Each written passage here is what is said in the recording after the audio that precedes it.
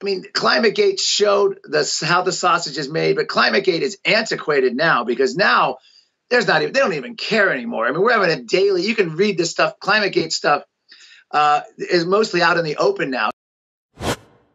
You're listening to the Corbett Report.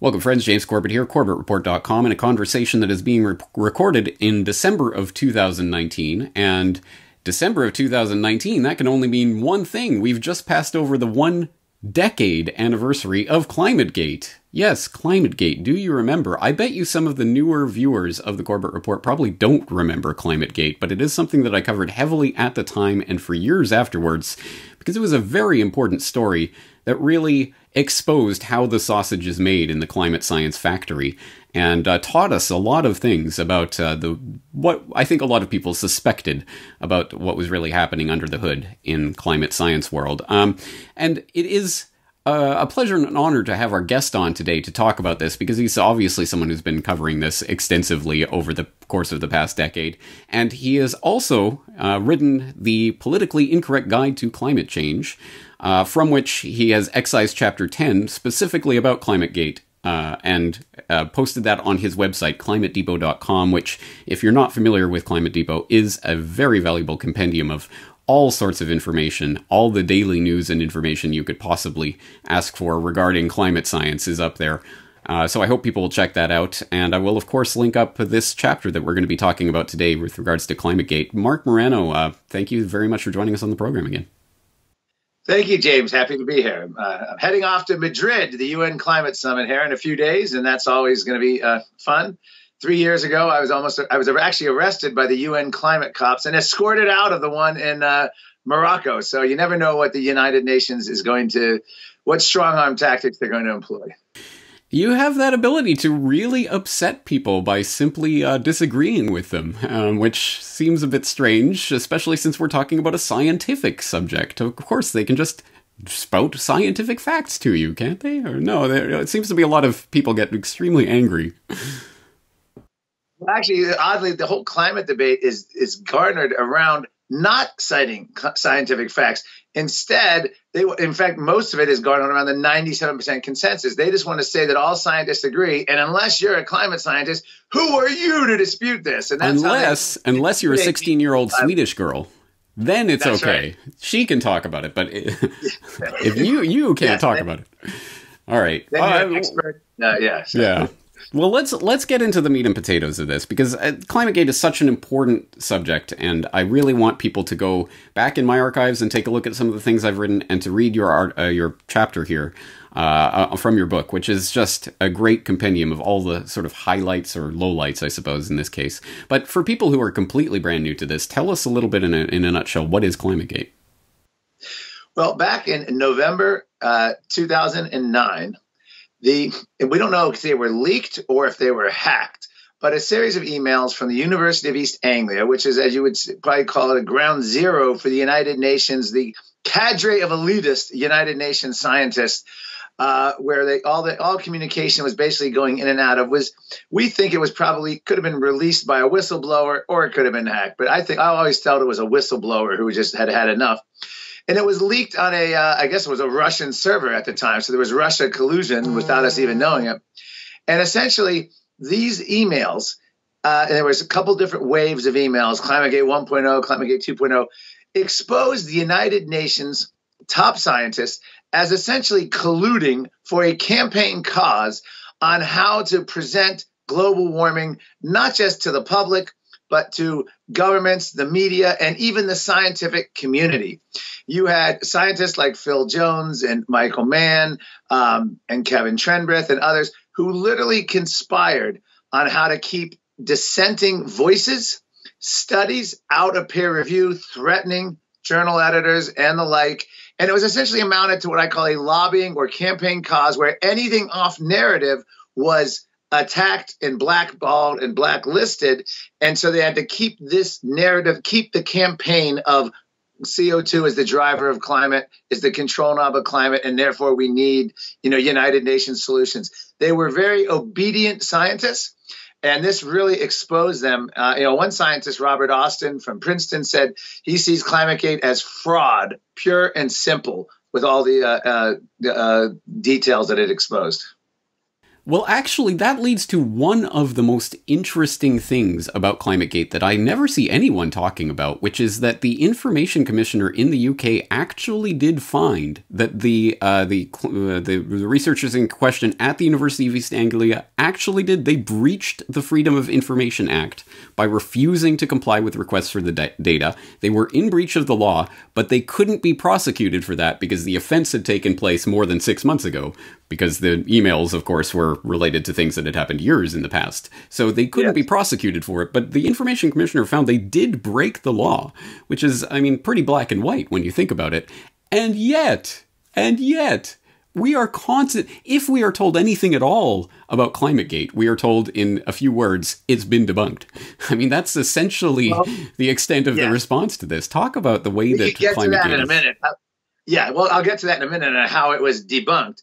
But back to your point on Climategate being what you were just saying about the Freedom of Information Act. Phil Jones sent out various emails, including to Michael Mann, saying we need to delete these. Michael Mann saying, will you pass this on to your associate to make sure we delete these requests? Because they knew it was going to make them look very bad. This was them, again, conspiring to suppress information that was against the narrative. So Michael Mann never got, he said, I got the message. Thank you. I'll get right on it. He claims he never actually deleted anything, but it's highly questionable. But he did pass along the email.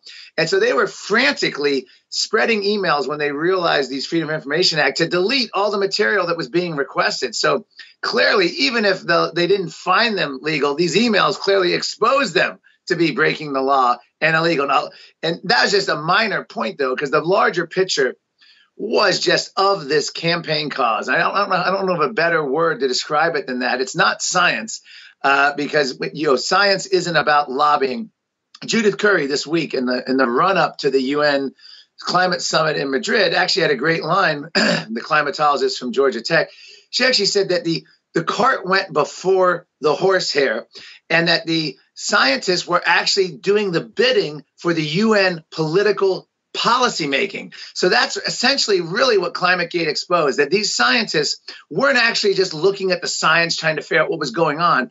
They were tasked and they were selected by all these different countries, handpicked, essentially. They weren't going to pick skeptics. In the early days, they did. That's why you had many skeptics like John Christie and Chris Lancy ended up leaving and resigning in protest. Roger Pilkey Sr., once they realized what the process was. I mean, we had stories of John Christie saying he would sit at a table with other scientists. They were going over the reports.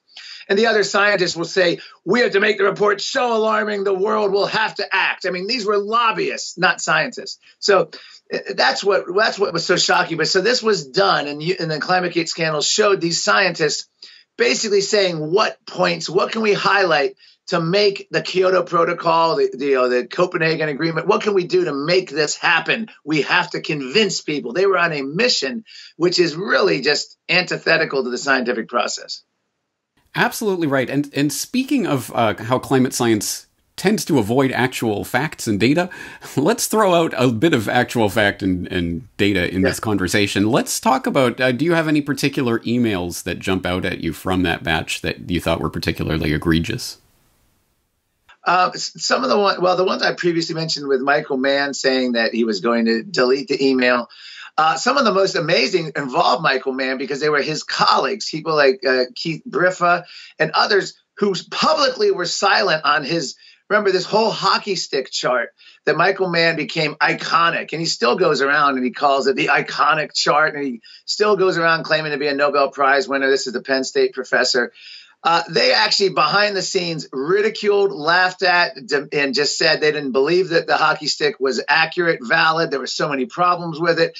And it was an amazing thing because publicly they said nothing. Publicly, they allowed the UN to reprint the graph in the 2001 report multiple times. They allowed the media to run with it like this was a defining. Keep in mind, this graph completely overturned the 1990 UN IPCC report, which showed the medieval warm period much warmer than current temperatures.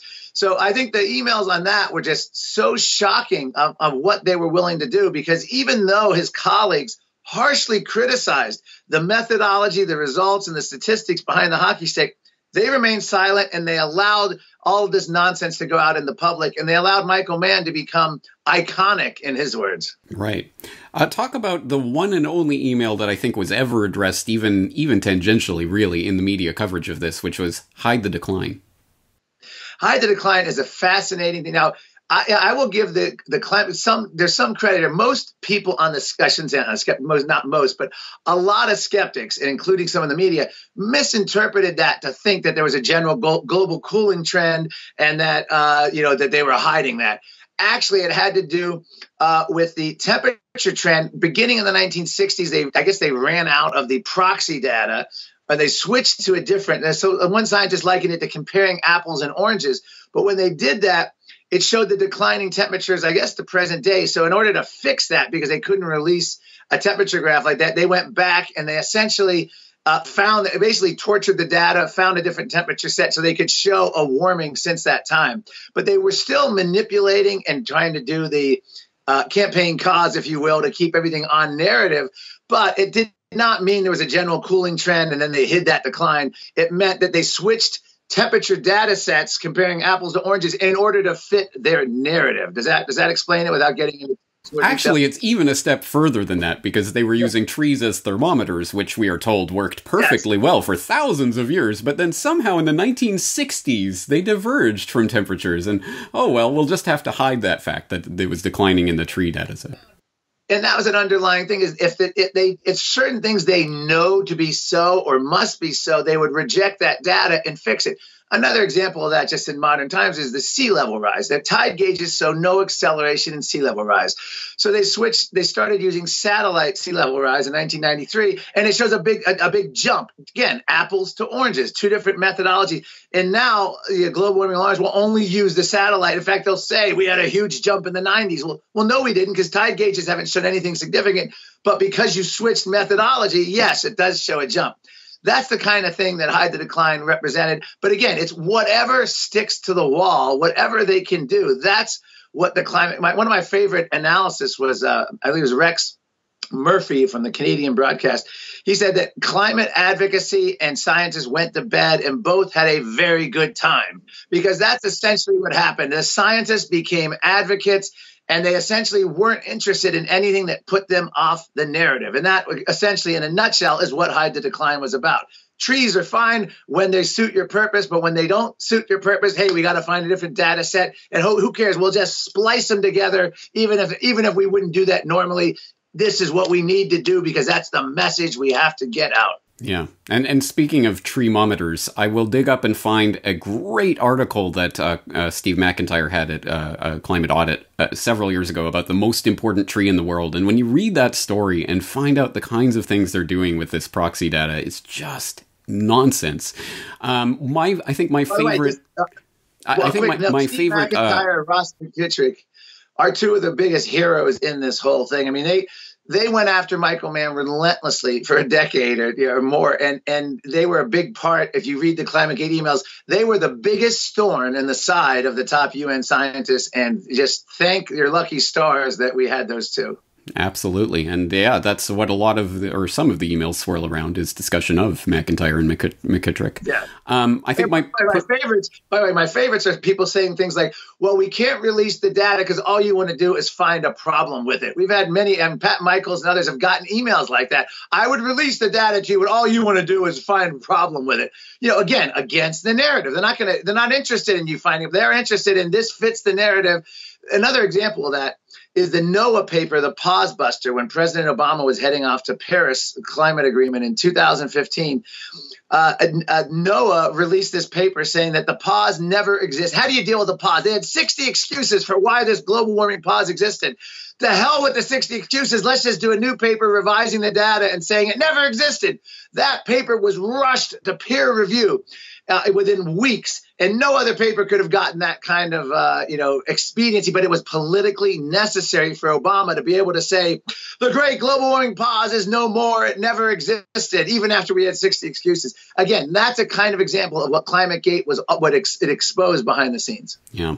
My own personal favorite batch is the Harry README file, which was a README file included with this they were the notes of a programmer who was trying to sort through the CRU's database, and you have to read them, where he's talking about artificially adjusting to look closer to real temperatures and using hundreds, if not thousands, of dummy stations that somehow ended up in the data that they were using. And just, you read through that and you see the mess that was the data sets they were working from. But don't worry, they can predict the weather to, 10th of a degree Celsius 100 years from now. Trust them. The science is settled. Well, yeah, James, you mentioned how the sausage is made. And the Harry README file is a great example of that. It's statistical torturing of data, basically to get what you want. And it's really not that hard. I mean, we have all these adjustments. If you go back 1999 or so, NASA showed the 1930s as warmer than the 1990s. If you look at the data now, the 1930s are cooler than the 1990s. They've historically gone back and revised it. And they're very done with little algorithms and statisticals. There's no way the average person could understand it. And they don't even really release it to the public or other scientists to adequately understand it. But this is the kind of stuff in the Harry README file, which just showed the programmers just angst and just frustration at the mess that they had there. But this is what we're dealing with. This is the modern record. A simpler way of looking. The other thing they do is show the scale of temperatures. Patrick Moore, the Greenpeace co-founder, gave a great talk in Canada a few weeks back at a conference I attended, and you show the scale of temperatures in when they could declare a hottest year or a hottest. We're talking hundreds of a degree, James. And this sounds impressive. It's the hottest year on record since record keeping began in 1880, 1860. Until you realize that the hundredths of a degree difference between other hottest years is statistically, I guess it's immeasurable. I always say it's unmeasurable, immeasurable. I've been corrected on that. You cannot distinguish between the temperature difference because the margin of error is tenths of a degree. And this is what we get such a stink of this 2014 that Associated Press actually did a correction and NASA was forced to backpedal and admit that these years were statistically insignificant. Of course, it was in small print and it didn't affect the big headlines at the time. But this is some of the nonsense. But if you look at it from a scale, instead of like on 1 degree on degrees Celsius, you can see a temperature that's essentially flat for almost a century and a half, or a slight warming trend. It's nothing significant. One of my favorites was Leonard Bernstedt from Norway, the top scientist there. He said you can't even distinguish. We wouldn't even tell the temperature change without modern thermometers. Essentially, over the last 100 years, the temperature is so small. And the Nobel Prize-winning physicist Ivar Giaever said it's so small of an increase over 100 years, it's not even a fever. You can't see it. But if you do all that kind of statistical nonsense, you can scare the public, and that's what they're trying to do. I mean, Climategate showed how the sausage is made, but Climategate is antiquated now because now they don't even care anymore. I mean, we're having a daily, you can read this stuff. Climategate stuff is mostly out in the open now. It is just outright the stuff they're lobbying for with this climate emergency and the claims that they make now. Michael Mann, for instance, is saying that after every hurricane, he comes on the day or two after to say that we're facing major cities underwater, essentially, unless we act. And acting, of course, even John Kerry admitted if the U.S. zeroed out their emissions, if we shut off all fossil fuels, it would have no impact on global emissions because of all the developing world. So it's a futile effort, even if you believe the climate emergency claims. Well, I guess unless you can squelch all of humanity's progress and just make sure no one ever has access to energy ever again, then we could live happily. Of course, nonsense. Let's get to the heart of the debunking, which has apparently taken place of climate. It's been multiple inquiries have debunked this, hasn't there been? Yes, they had, I guess around 6, maybe 7 even, of these reports. And what it essentially amounted to, and this was right after Climategate. First of all, they tried to ignore Climategate. And this was a key thing. There was really, the establishment basically thought it was much ado about nothing and just let it go, which was, I always say, I remember being quoted in Newsweek magazine thanking the global warming establishment and the establishment media for ignoring Climategate because it allowed climate skeptics to bring out and basically expose it without all that interference from the media and pushback. But a few months later, they realized this is serious. It was so serious, by the way, people like climatologist Judith Curry, who was a believer, a convinced believer of the climate crisis, literally switched her view and became a skeptic within almost less than a year from reading these emails. That's how powerful it was. But they came out with all these different committees, including Penn State did an inquiry, multiple UK inquiries, including East Anglia. The Associated Press did their own analysis through all the emails. And their whole goal was this basically amounts to the global warming establishment essentially investigating itself and declaring that they were fine and there was nothing to be seen here. And in committee after committee basically went through and they had people on it with vested interests. Some of the UK committees actually had renewable energy advocates and people receiving mass subsidies who would directly benefit from climate policy running the inquiries. The Penn State committee that investigated Michael Mann, and I don't make this up, I actually quote it, literally concluded that because Michael Mann was so quoted in the media and made so much money for the university, he couldn't possibly have done anything wrong. And that's not, one of the analysts said this was a parody of an investigation, that these words were actually in the report. But the media didn't actually even quote any of those outrageous quotes. They just said, oh, Penn State has exonerated Michael Mann. But the global warming establishment investigated itself and declared that it was okay. And by the way, there's no other industry where you can investigate yourself like that. Usually you would appoint independent outside groups, but this is what they did. And then they moved on. Seth Bornstein, of course, the Associated Press reporter, did a whole analysis of all the emails and declared that there was nothing to be seen. It was just scientists using, what was the phrase? I think he said, inarticulate or unfortunate choice of words at times. But it's clear, and I tried to, in my book chapter, which is at Climate Depot, I tried to put in some of the best highlights. You can actually see the scientists colluding to keep the narrative alive, and they seem to be pretty much willing to do anything. One of the most easy things they can do is just suppress dissenting information. In fact, one of the emails that sticks out in my mind, now that you mentioned that we're talking about it, I believe it was Phil Jones, and I can't remember who he was writing to. It may have been Keith Briffa, about attending a solar conference of solar scientists, astrophysicists. And he's very disgusted because he said they're not buying, essentially CO2 as the driver of climate. And we have to figure out a way to basically ban these guys and keep their data and information out of the UN process, because they know they're the world's top scientists. If those scientists aren't speaking through the UN, they're basically marginalized because the world is looking at the thousands of top scientists, which, by the way, is literally only 52 scientists as of the last report, look at whether CO2 causes warming. The rest of these scientists, which is only in the hundreds, and they're actually not scientists, professors, sociologists, anthropologists, many from Greenpeace and other environmental groups, they're just looking at impact studies. And in the book, I go through and actually show that they're now calling models, which are nothing more than emission scenarios or predictions, they call that data. And that's fascinating because that's their new data. So I always call it the misdirection. If you say, for instance, polar bears, it's more dire than we thought. It's like, wait a minute, how could it be more dire? They're at or near historic population highs. Every international body has never counted this many polar bears. They're thriving in numbers. This is like record booming. How could it be more dire? Well, our predictions of the year 2100 are now more dire than our predictions were just 5 years ago. So it's a misdirection. Same with temperature. We're in a 3.5-year cooling trend from the high of the El Nino, but they'll go on and they'll say July was the hottest month, completely ignoring it. It's just it's that kind of misdirection. If the current reality fails to alarm, make scary predictions of the future. That's one of the things they do. And that's, again, if you read the Climategate emails, you can actually get a full understanding for their tactics and how they work. And by the way, they've won. I hate to say that. Climategate was a horrible scandal, but they overcame it. And they persevered. And actually, one of the reforms after Climategate, I used to, and not just me, but other climate skeptics from Heartland and scientists, including people like Will Happer and others, were regularly on CNN, MSNBC, mainstream media, NBC. I was on ABC News. I mean, they used to interview it was about after Climategate that they realized we cannot allow climate skeptics any more airtime in mainstream media. The LA Times said they won't even print letters to the editor of anyone skeptical. CBS News, as a result of the climate, I think it was right before Climategate, but around the same time, their lead anchor said he wouldn't interview a climate skeptic, a climate denier for the same reason he wouldn't do a Holocaust denier if he were doing a story. I mean, direct comparison.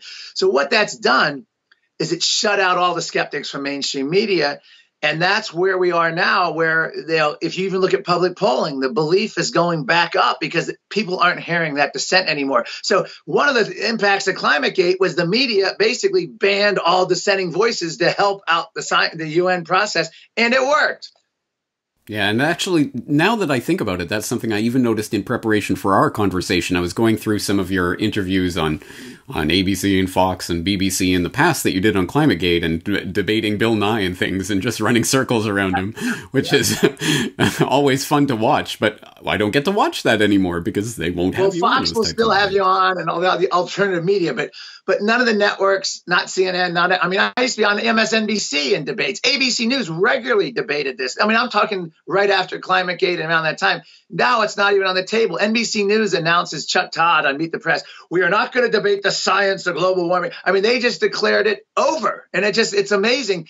And it has an impact. You have people like Mitt Romney, Republican. You have people like Lindsey Graham, who are now forming essentially like a climate caucus where they're going to come up with a Green New Deal light. They're accepting the science. So it's even getting into Republicans because mainstream Republicans only get their news from CNN, ABC, CBS, and they don't hear any dissent. And that's one of the issues. So it's, again, the legacy of Climategate is the other side, the UN activist side, got smarter and more effective, and they're actually now, I would say, winning even more than they were before. Yeah, that is really the sad truth of it, now that I reflect on that, and perhaps no better sign of that than the festivities that are taking place in Madrid that you're about to head off to. Tell people about what's happening.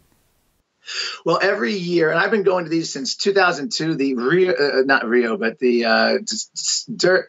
South African Earth Summit they had in 2002. I go to all these conferences, and actually at that one, they were there to talk about sustainable development and limiting development. And, they talk about planned recessions at these and degrowth strategies and stopping endless GDP growth because the Earth can't handle it. But at these conferences, they'll have, they fly the world leaders and celebrities. The airports are jammed with private jets, number one.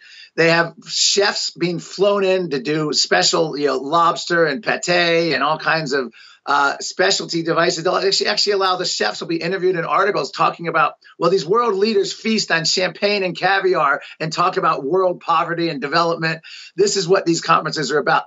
An interesting example at the Madrid conference this year, they had a list of all the countries sending delegations. It was shocking. Do you know what country is sending the most delegates out of every country in the world?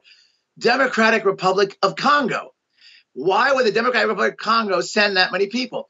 Africa is at the receiving end of the UN climate, I call it slush fund, $100 billion a year.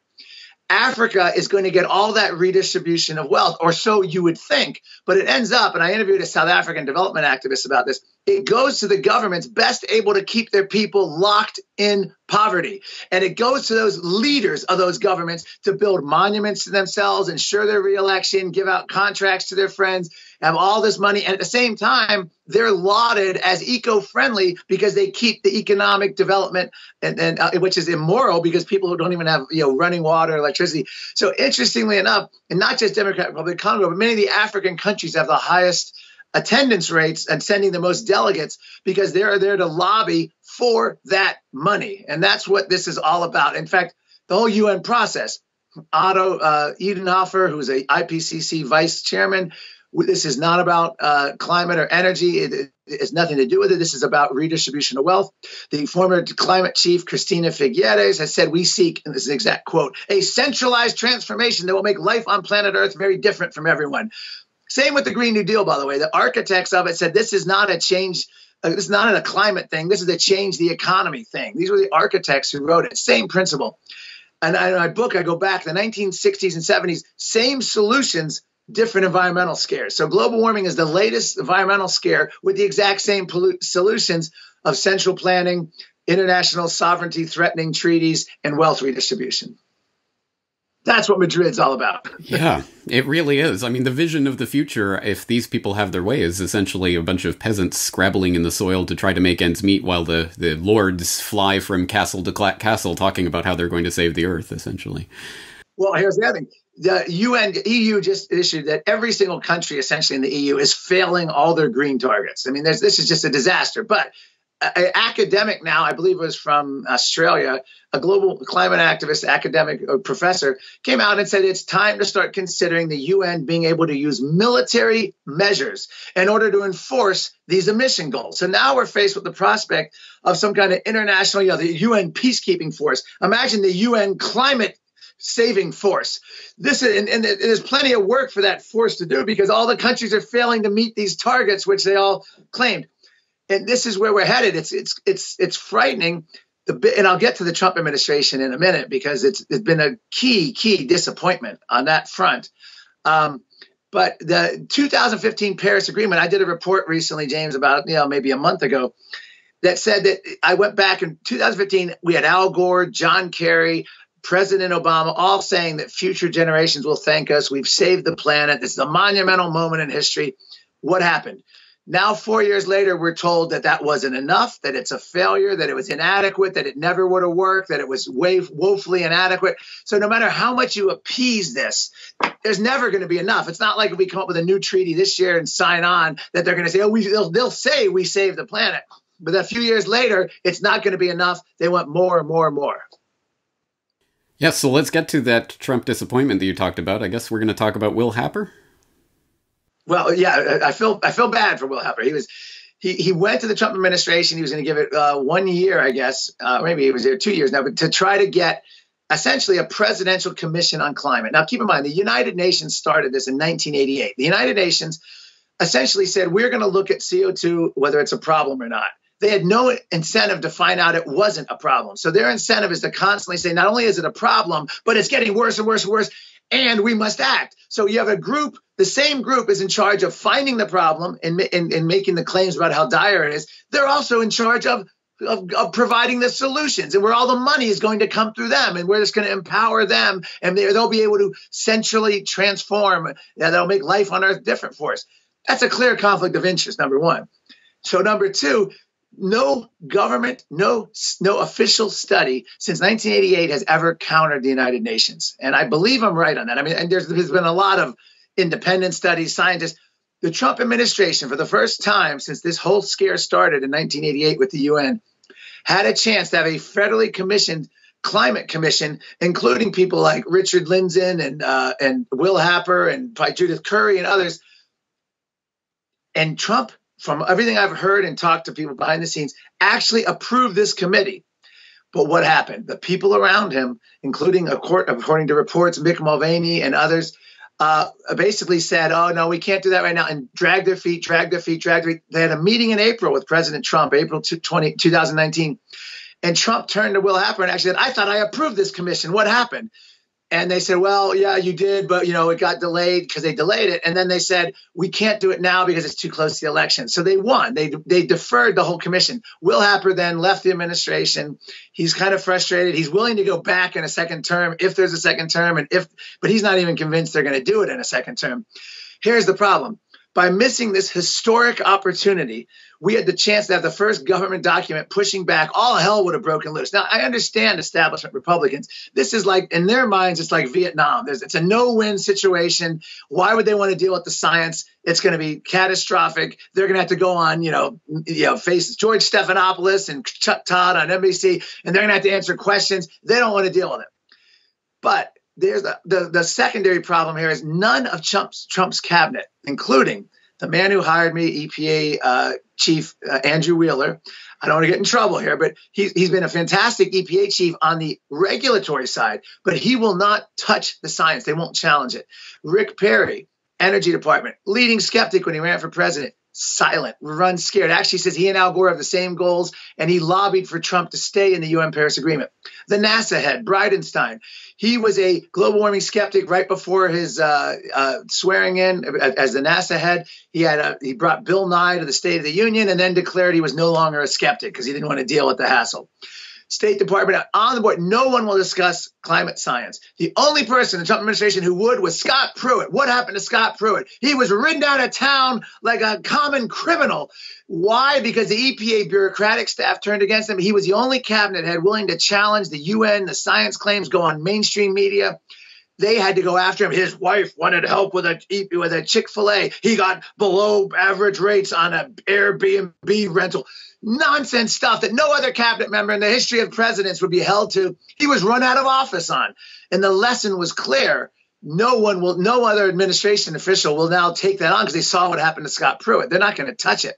So we have a situation now with the most skeptical president. And by the way, Trump himself is fantastic.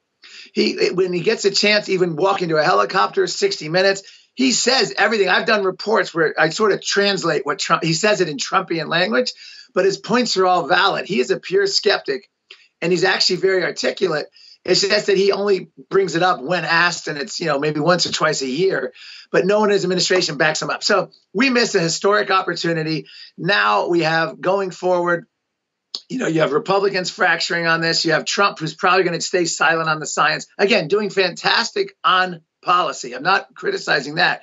But you can only go so far when you're fighting the Green New Deal or other stuff. Oh, that's going to cost too much. Or at some point, you got to go after the premise. And that's what the Trump administration has failed on. Yeah, that's exactly right. Go after the premise or go home, because that is what this is about. And you are going to lose the battle for hearts and minds if you don't attack the root of this issue, which is this shoddy, phony science that we keep. And make no mistake, we are losing the battle for hearts and minds. And it's probably a failure on my part because I consider that my job to do that. But I mean, 5 years ago, we have a group called Collegiates for Constructive Tomorrow. It's part of Committee for Constructive Tomorrow, my parent group, which is Climate Depot, Climate Depot is a part of.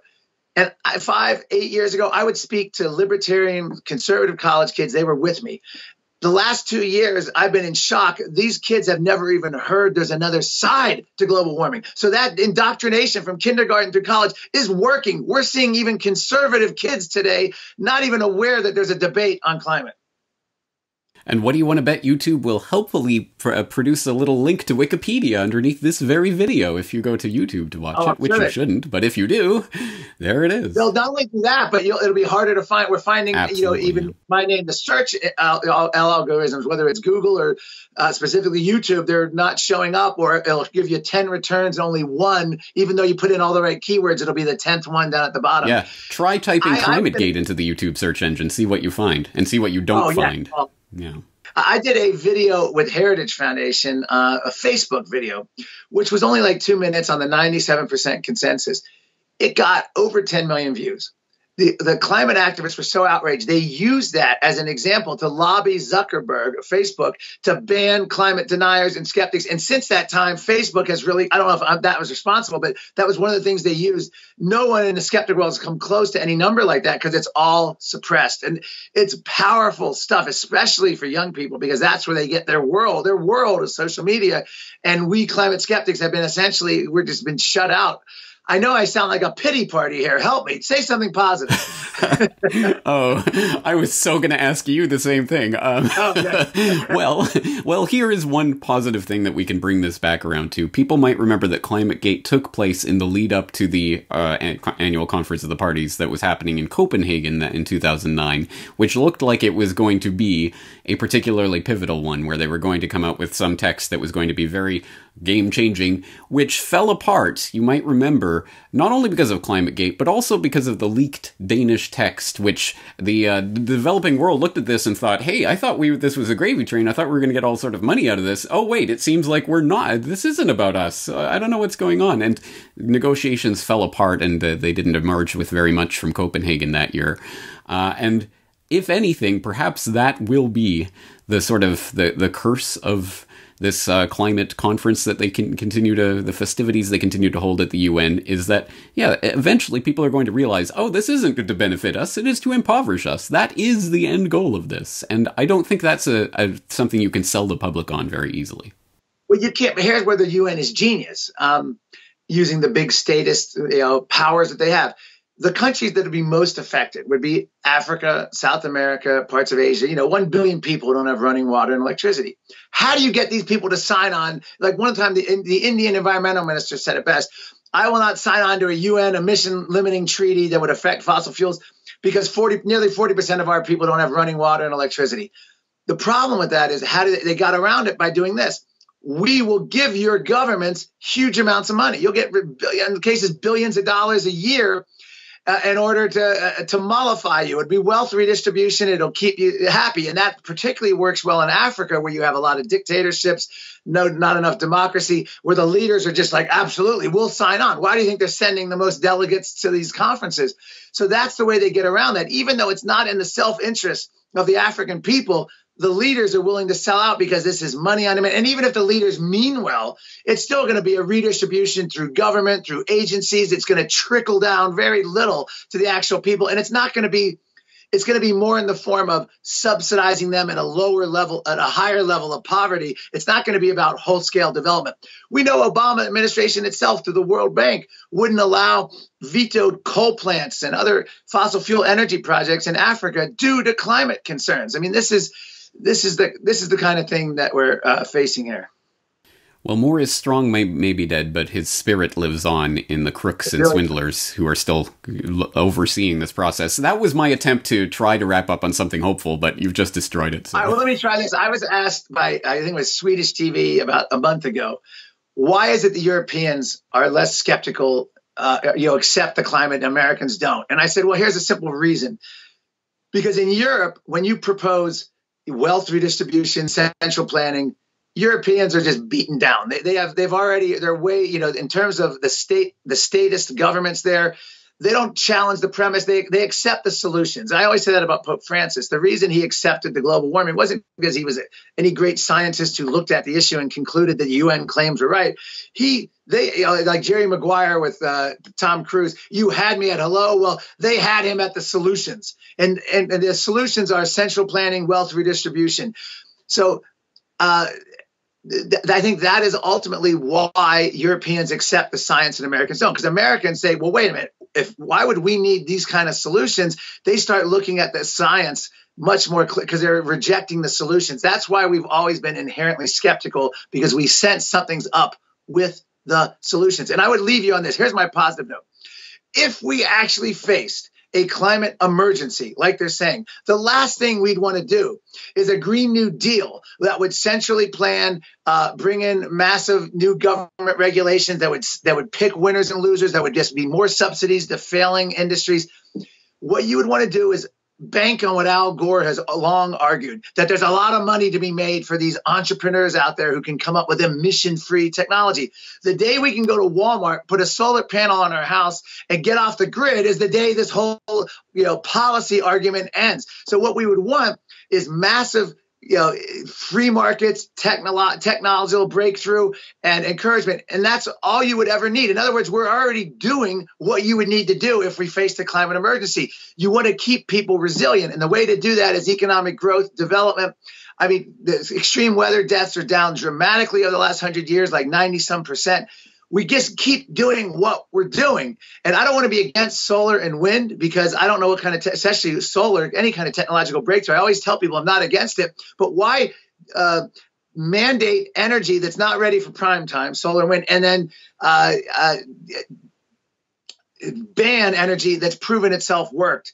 That's what makes no sense. And if you look at, the United States is leading the way because we're allowing fracking. And right now, I went and testified at the Pennsylvania State House. The governor there wants to join the regional state greenhouse gas emission things. And he wants to start getting essentially bureaucratic orders from states like Massachusetts and New York. And I told Pennsylvania, you have nothing to learn from Massachusetts and New Jersey, New York. Pennsylvania has everything to teach the rest of the world. They've allowed fracking, which has helped the U.S. lead the greatest emission drops in recent years. We're leading the world in terms of CO2 emission drops because of the transfer from coal to natural gas, which is lower emissions. Well, actually, you talk about the Europeans being beaten down, but I think the Yellow Vest movement, which really, do people remember it launched because of suddenly we have fuel taxes that are, we're going to have to spend more because of this climate change? Wait, now let's take to the streets. And I think we may be seeing more of that in the future. I think you're right. I think that's what happened. The funny thing is, the reason the UN summit is in Madrid is, first of all, it was scheduled for Brazil. Bolsonaro, the Brazilian Trump, said, hell no, I'm not going to have the UN. He kicked it out. So then Chile says, hey, we've been doing all these UN type, green policies. We'll be a showcase model country. We'll host it. So Chile hosts it. And then right before it, they have all these riots based on the same thing that happened in France because of the energy taxes, transportation, all because of climate policies. So they have massive death disruption. They had to cancel. Now it goes over to Madrid.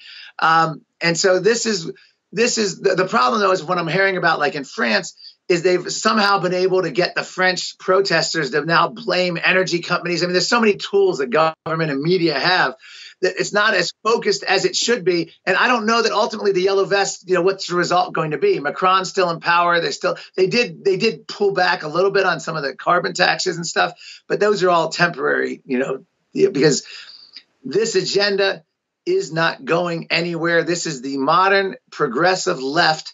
They've decided, and in fact, I actually quote Naomi Klein, whose book is Capitalism versus the Climate. Capitalism is incompatible with a livable climate.